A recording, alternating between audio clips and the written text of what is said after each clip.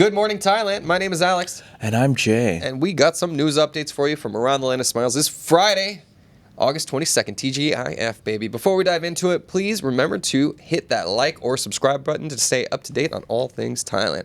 Now, today, we'll be talking about yet another earthquake that rattled parts of Bangkok, not my parts, a new tax policy that may impact expats' benefits, and a little later, a massive planned expansion of Suvarnabhumi Airport aimed at doubling its capacity. Before we dive into it, though, Jay, would you mind giving us a quick word about our sponsor? Ladies and gentlemen, if you've ever thought about buying a property, look no further than fastwise.com. They've got the largest real estate portal in the country. For real. Buy, rent, sell. Fastwise has you covered. All right. Our first story, our lead story, it was big news yesterday. I'm not sure it was for many people, but we got to talk about it. Bangkok was apparently jolted by a 5.4 magnitude quake. No major damage was recorded, though. Good news there.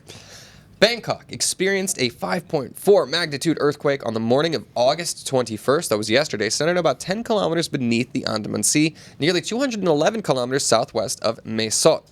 The tremor rattled people in high-rise buildings across multiple districts, prompting brief evacuations and social media reports of dizziness and swaying lamps. Experts on the Sideline fault, however, reassured that the quake was typical and not cause for alarm. Authorities emphasized the importance of readiness and compliance with earthquake safety protocols, although no serious damage was reported. Yeah. Did you feel it? Not at all. I didn't feel it at all either. I don't know. I got a lot of people asking me about it now. People are on a hair trigger for this news alert, but no, I didn't. I got nothing. Let us know in the comments if you actually experienced any of it. There was some viral videos going around, but whatever. We're all good. Okay. All right, well, moving on to our next story. A new tax overhaul may sideline expats from welfare perks. Some bad news for expats. Thailand plans to introduce a negative income tax system by 2027, replacing broad subsidies with targeted direct payments to those under certain income thresholds who file tax returns.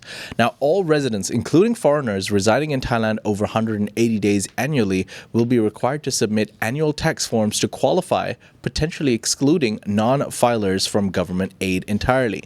While aimed at reducing inequality, the lack of clarity on whether expats will be eligible for benefits has sparked concern within the foreign community. The Finance Ministry is building a comprehensive data system to better manage and distribute welfare, but uncertainty remains. Now, I'm sure some people might be affected by this, but I think expats who are living here for more than 180 days usually tend to have their own personal health insurance and wouldn't rely on government subsidies anyways. Well, yeah.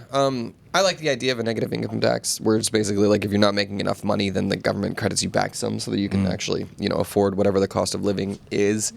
How this will play out is unclear. I think many foreigners reside here over 180 days. So if you have an accountant, this is why it's always better to just hire the experts and have somebody hold your hand to let you know what your benefits actually are. Because navigating any bureaucratic system is a nightmare, particularly one you're not familiar with that's often presented in a foreign language.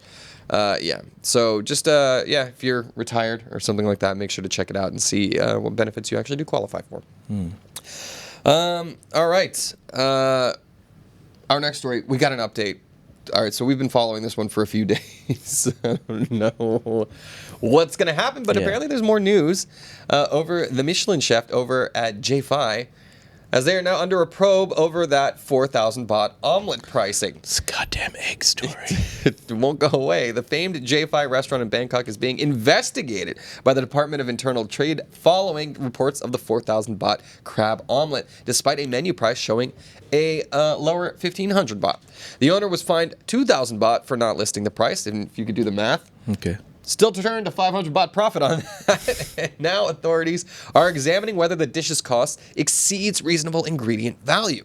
Overcharging could carry a penalty of up to 7 years in jail and a 140,000 baht fine. The probe was sparked when a YouTuber flagged the inconsistency between menu listing and actual charge. The outcome could seriously impact the Michelin-starred establishment's reputation and legal standing. There we go. Taken down by an omelette. Wild to me. I can't believe this. Look, first of all, do you think it's fair? Can you just charge whatever you want? I mean, you should be able to, technically. It's your restaurant. It's kind of. But you can't say 1,500 and then it shows up 4,000. That's wrong. That's super wrong. I think nobody questions that. There are restaurants, out there like Salt Bay with his steak restaurant charges crazy amounts for steak. Right. Yeah. That's what's new about the story to me now is that there are apparently regulations to prevent you. Like if the ingredients are a certain amount, you can only charge like some sort of X multiplier or whatever. But I don't know. I think it's fair. It's a small place. She doesn't want to expand. She wants to keep the feel of it. People are waiting hours and hours for it. So, how do you how do you curb that, right? Like having a high price tag is just part of the game. But yeah, apparently this omelet was not worth the hassle, I think. So keep it to 1,500 And I feel like everyone's just kind of using this moment and J-Fi's fame to kind of just go at it as well. For sure, yeah. Even the government, they're like, we're going to look into this. Yeah. We can't let this one slide. We're serious. I feel a little bad. Yeah. And are we part of the problem? Yeah. I don't know. But we're going to make a meal out of this eggy situation. Yeah. You can't make an omelet without breaking a few eggs, as they say. Yeah. Anyways. All right. Here we go. Our next story is a little bit of a shocker. Doctors, sentenced after cosmetic procedure leaves patient in a coma. Scary. 2 doctors in Bangkok have been jailed after a cosmetic surgery 6 years ago left a 27-year-old woman in a coma.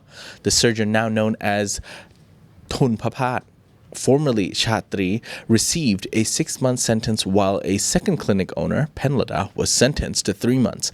The victim, Kun Ning, remains unconscious as her family accrued more than 10 million baht in medical debt and sought 29 million baht in compensation, which the surgeon failed to provide.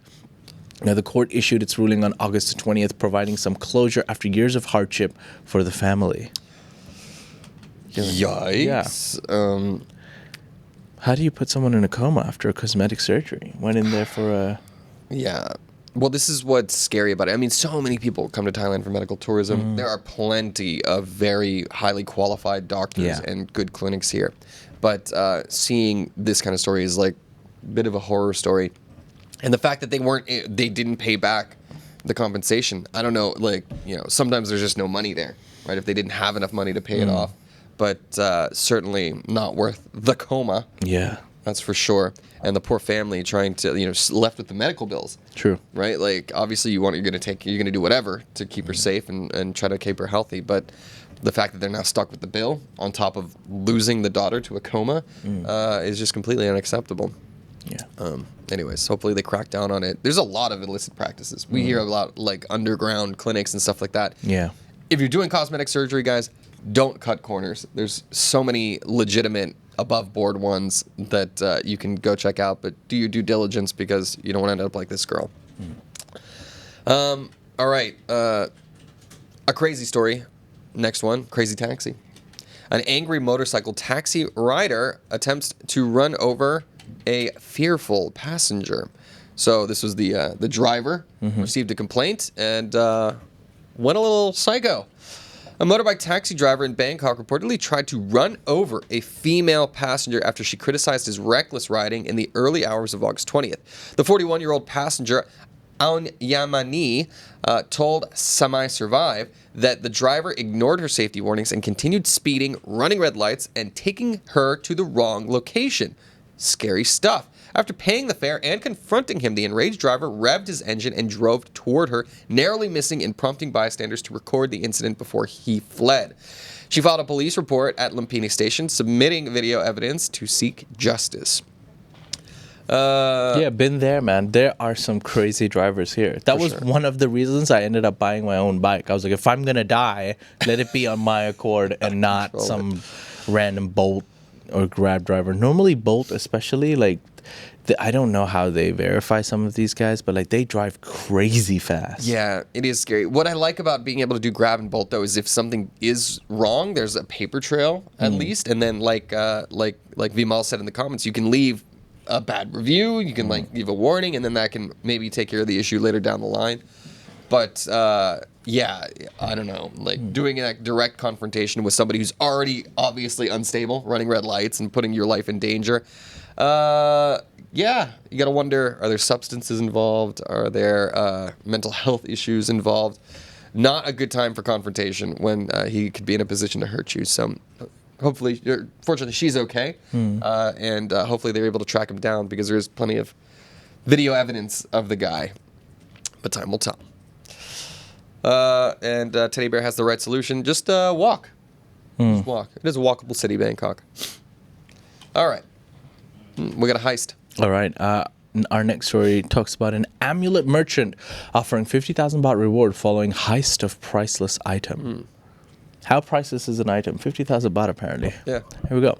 An amulet vendor in Nakhon Sawan is offering a 50,000 baht reward for information after over 10 million baht worth of valuable amulets were stolen from his shop and residence on August the 10th. The vendor, known as Kun Bang, says the thief broke in via a second floor window, casually conducted a video call during the theft, and made off with rare amulets, some adorned with diamonds, including one valued at around 1.5 million baht. CCTV footage clearly shows the masked thief briefly exposing his face and arriving on a plateless black Honda Scoopy, raising suspicion of an inside job. With little response from initial police action, Bung turned to public appeals to recover the priceless items. Well, they got a nice big shot of his face there. I love criminals that are dumb like that. They wear a mask the whole time and then they like take it off for a second and look up. Oh, camera. Right in my face. Whoops. So, they said it might be an inside job. That seems wild to me because if it is an inside job, then they have the image of the guy right there. They would probably be able to figure it out exactly who it is. But if you got any information, maybe let them know. There's a reward for you. 50,000 baht. That's nothing to sneeze at. And they'll be able to recover their very, very valuable amulets, hopefully. But Tony Hussein says, very much like a Scooby-Doo villain here. Let's find out who it really is. It was, I don't know, Old Man something, whatever. Old Man River? Yeah. But I do love the Scooby-Doo reference. We have one of our editors here in the office is a big Scooby-Doo fan. He has a Scooby tattoo right on his arm. And T-shirts. And also, I would like to know, Noom, where were you on the night of August 20th? Because I don't think it was our editor. Just kidding. All right. That'll do it for, we got good news. But before we dive into the good news of the day, we got a couple of plugs. First, hit us with the Fazwaz, Tan, if you don't mind.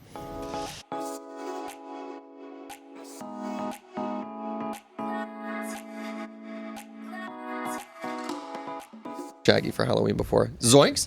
We're Hello. back. Wow, that was refreshing. Indeed. So in our break, we were discussing, is Alex more of a Shaggy or is he more of a Freddy, hopefully, not a Velma or Daphne. I don't know. And I feel like Fred's kind of boring. You're not boring. Yeah, Fred's kind of he's just kind of like a basic Ken doll. Kind of, you know. Yeah, in my my bigger smoking days, I would have definitely seen myself as a Shaggy. I got the facial hair to match. Okay. Except he just has like a chin thing. Yeah.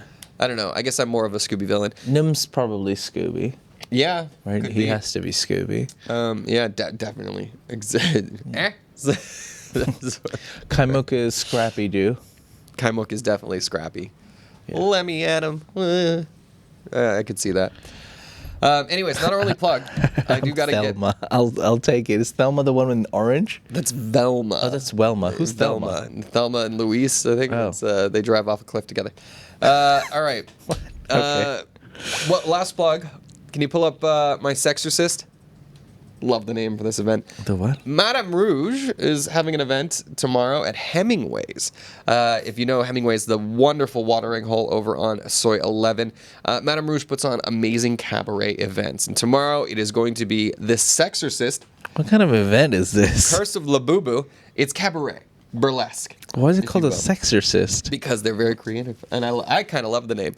But it reminds me, my fantasy football team name this year is the Alexorcist. Of course. So it's going with my theme. Very excited about it. But tickets are available now on Megatix. You can also get tickets at the door.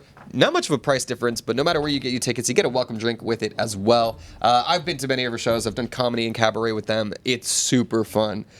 Something different to do on your Saturday night. So, if you got time, go check out The Sexorcist, put on by Madame Rouge at Hemingway's tomorrow, August 23rd at 8 p.m. Yeah. All right. now we're into our feel-good stories. Feels good, man. It's bowel worship. No, it's not bowel worship. It's Labubu worship tomorrow, actually. So it's all Labubu themed. Feels good, man. Thumper Squid. I think you'll be okay. Jokes and jugs, says Tony Hossein. Indeed. All right.